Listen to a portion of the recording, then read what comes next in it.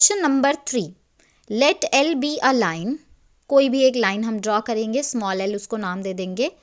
P be a point not on L, एक P point लेंगे लेकिन एल के ऊपर नहीं लेंगे, ऑब्वियसली कहीं और लेंगे, फिर एल के ऊपर नहीं होगा तो पेज में कहीं और पे लेंगे। Through P draw a line M parallel to L. P से होती हुई एक लाइन और ड्रॉ करनी है जिसका नाम होगा स्मॉल एम और एल के पैरेलल होगी। ये हमें ड्रॉ करना आ चुका है ना। Now join P to any point Q on L. अब इस पी को हमें जॉइन करना है क्यू से, और ये क्यू क्या है, एल पर कोई भी एक पॉइंट। उसके बाद क्या करना है, choose any other point R on M. अब m जो दूसरी वाली लाइन हमने अभी अभी पैरेलल ड्रॉ करी है उस पर एक पॉइंट r चूज करना है, कोई भी पॉइंट r ले लिया। थ्रू r और इस r से होते हुए draw a line parallel to P Q. इस बार हमें जो लाइन ड्रॉ करनी है वो भी पैरेलल ही करनी है लेकिन पी क्यू के पैरेलल करनी है। Let this meet L at S. और हमने मान लिया कि ये जो पी क्यू लाइन है जो हम पैरेलल ड्रॉ कर रहे हैं आर से होते हुए पी क्यू के, वो लाइन जो है वो एल को एस पर मीट कर रही है, ये भी हम देख लेंगे। तो जहाँ पे भी एल और ये लाइन पैरेलल लाइन कट कर रही होंगी उसको हम एस नाम दे देंगे। What shape do the two sets of parallel lines enclose? और उसके बाद हमें ये भी बताना है कि ये जो दो पैरेलल लाइंस का सेट बना है ये कौन सी शेप एनक्लोज कर रहा है, दैट मीन्स कौन सी शेप बना रहा है। मैंने क्वेश्चन को यहाँ पे भी लिख दिया है बिकॉज इस क्वेश्चन में बहुत सारे स्टेप्स हैं तो हो सकता है हम भूल जाएं। क्वेश्चन यहाँ पे लिखा हुआ है, एक एक करके हम उसको रीड करते जाएंगे सेंटेंसेस को और हम कंस्ट्रक्ट करते जाएंगे। सबसे पहला, जैसा कि हमें बोला हुआ है let L be a line, तो हमने एक लाइन ड्रॉ कर दी जिसको हमने नाम भी दे दिया एल। ये लाइन है हमारी, इसको हमने naming they the small L. ये हो गई हमारी लाइन। उसके बाद क्या बोला हुआ है हमसे, उसके बाद हमसे बोला हुआ है and P be a point not on L, और एक पॉइंट P है जो L पर नहीं है, तो हम यहाँ कहीं पे ले लेते हैं पॉइंट P को। सपोज करो हमने यहाँ पे कहीं पे ले लिया, ये पॉइंट P हो गया नॉट ऑन L, L पर नहीं है ये पॉइंट, कहीं और है बाहर। उसके बाद बोला हुआ है through P draw a line M parallel to L। और अब इस P से होती हुई हमें एक लाइन ड्रॉ करनी है जो L के पैरेलल होगी, दैट मीन्स कुछ इस तरीके से होगी, है ना। तो फिर से वही सेम चीज है, पैरेलल लाइन ड्रॉ करने के लिए हम ऑल्टरनेट इंटीरियर एंगल्स का कॉन्सेप्ट यूज करते हैं। हमें ऑलरेडी एल लाइन गिवन है, एक पॉइंट पी गिवन है, तो हमें यहाँ पे भी एक पैरेलल लाइन ड्रॉ करनी है। ये पैरेलल लाइन कैसे ड्रॉ हो सकती है, अगर हम यहाँ पे एक ट्रांसवर्सल ड्रॉ कर दें तो जो इधर एंगल होगा वही एंगल इधर भी बनना चाहिए, है ना। तो हम एक काम करते हैं, इस पी से एक ट्रांसवर्सल पहले ड्रॉ कर देते हैं एल के ऊपर, जो हमारी पैरेलल लाइंस के लिए कट करेगा दोनों को। ये हो गया हमारा ट्रांसवर्सल ड्रॉ। उसके बाद क्या करते हैं, जैसा एंगल इधर बनेगा वही एंगल इधर भी बनना चाहिए, ऑल्टरनेट इंटीरियर एंगल्स, तभी ये पैरेलल बन पाएगा। तो हमने क्या किया, एंगल सेम करने के लिए कैसे स्टेप्स होते हैं, सबसे पहले जहाँ पे ऑलरेडी हमें पता है ट्रांसवर्सल का भी और लाइन का भी, वहां पे कंपास रखेंगे, है ना, और आर्क लगा देंगे जितनी मर्जी। वही आर्क जो हमने इस तरफ को लगाई थी वो अब हम इस तरफ को लगाएंगे, दूसरी साइड पे ऊपर की तरफ इस वाले पॉइंट पे, क्योंकि हमें यहीं से ही दूसरी पैरेलल लाइन ड्रॉ करनी है। तो ऑपोजिट साइड पे हमने एक और आर्क इधर को लगा दी है।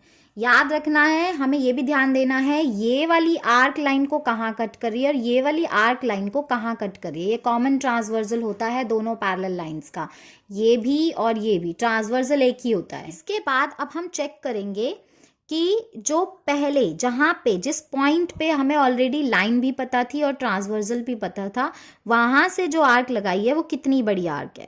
ठीक है, यहाँ से हम कंपास से चेक कर लेंगे, कंपास उतनी बड़ी खोल भी देंगे जितनी भी बड़ी वो आर्क है। ये हमें मिल गया इस लाइन पे जहाँ पे कट करी थी, दैट मीन्स वो उतनी बड़ी आर्क है।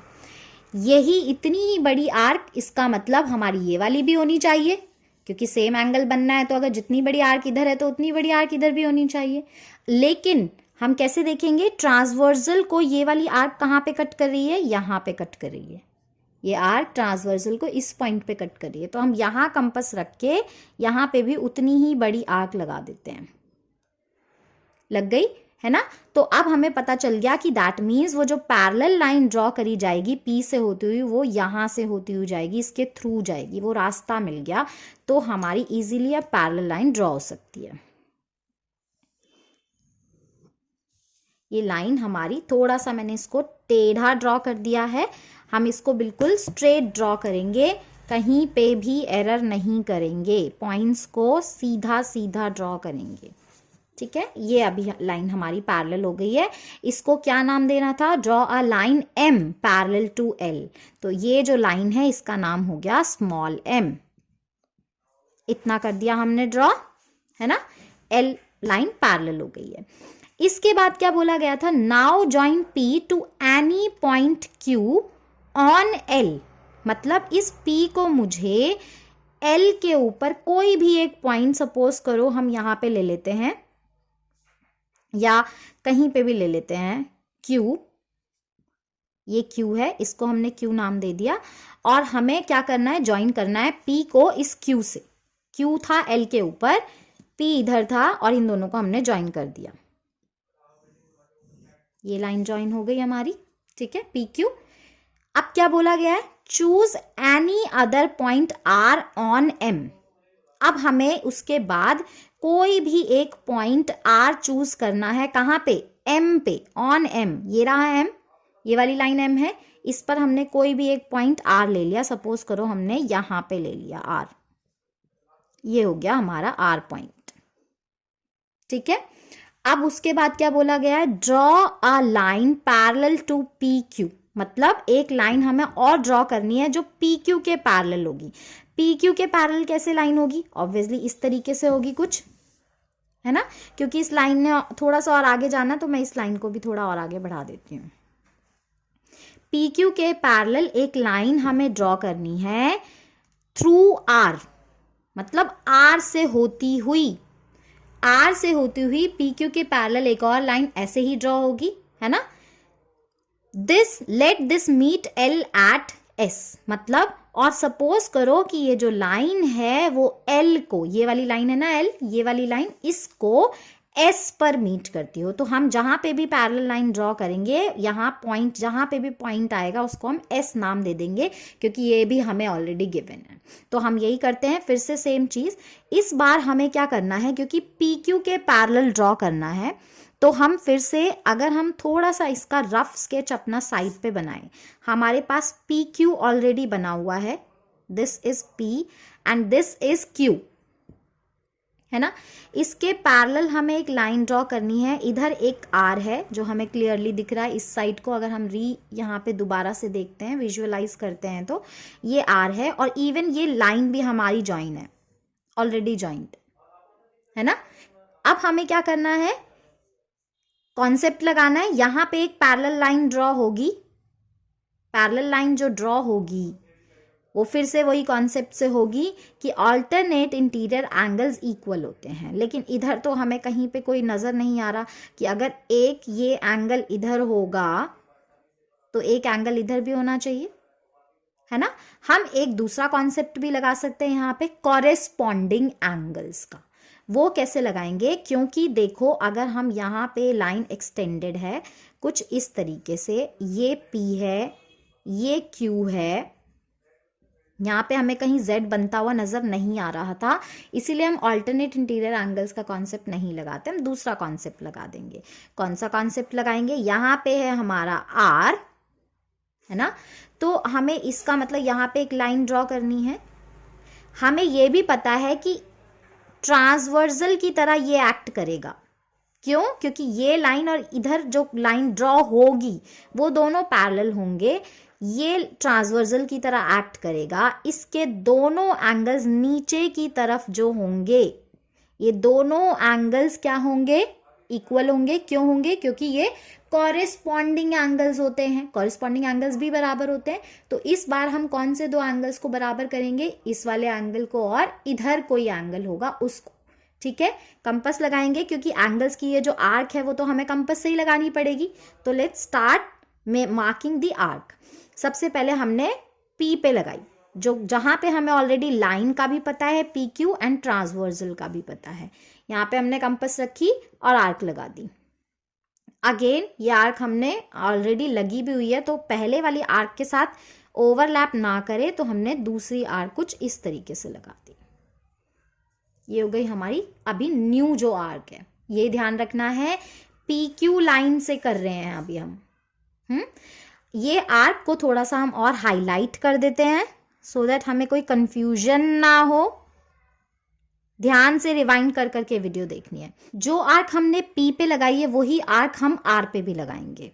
सेम जैसा हमने यहाँ पे देखा कि इधर को आर्क लगी हुई है, तो R पे भी हम इधर को आर्क लगाएंगे। ये रहा हमारा पॉइंट R, और यहाँ पे भी हम आर्क लगाएंगे, उतनी ही बड़ी आर्क लगाएंगे जितनी बड़ी हमारी आर्क यहाँ पे थी, है ना। ये देख सकते हैं हम, उतनी ही बड़ी आर्क है। आर्क लगाने के बाद हम क्या करते थे, हम मेजर करते थे ना कि ये कितनी बड़ी आर्क है, उतनी ही बड़ी आर्क हम इसको भी बनाते हैं। तो पहले हम इसको मेजर कर लेते कितनी बड़ी आर्क है, क्योंकि ये PQ और ट्रांसवर्सल के बीच की आर्क है, तो हमें ये ध्यान देना है। ये रहा ट्रांसवर्सल, यहाँ पे हम कंपास रख देते हैं, और ये रहा PQ। यहाँ तक हम देख लेते हैं आर्क कितनी बड़ी बनी है। इतना खोल दिया हमने कंपास, मार्क भी कर दिया। ओके, हमने बिल्कुल ठीक कंपास खोला है ना।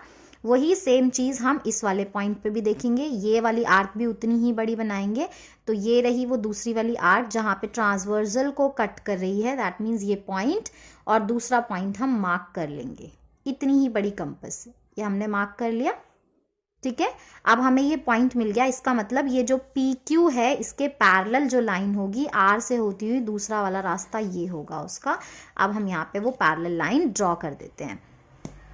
उसके बाद हमें क्या बोला गया था, उसके बाद हमें बोला गया है कि हमें ये जो पैरेलल लाइन बनी है इसको L को, दैट मीन्स ये जो वाली जो लाइन है L, उसको S पर मीट करती है। ये पैरेलल लाइन सपोज किया इसको S पर मीट कर रही है। ठीक है, हमने इसको S पॉइंट नाम दे दिया। फिर वो बोल रहा है कि what shape do the two sets of parallel lines enclosed. दो सेट्स ऑफ पैरेलल लाइंस हमने कौन सी बनाई है, L और M, ये वाली दो lines, and PQ and RS, ये दोनों पैरेलल लाइंस हैं। तो इसका मतलब हमारी ये वाली शेप एनक्लोज हो रही है इन दोनों सेट्स ऑफ पैरेलल लाइंस से। ये शेप हमारी कैसी नजर आ रही है हमें, पैरेललोग्राम। क्यों, क्योंकि इसकी ये वाली ऑपोजिट साइड्स भी पैरेलल हैं और ये वाली ऑपोजिट साइड्स भी पैरेलल हैं। तो हमें एट द एंड लिखना है these sets of parallel lines enclose the parallelogram. इस तरीके से यहाँ से the two sets of parallelogram lines encloses parallelogram.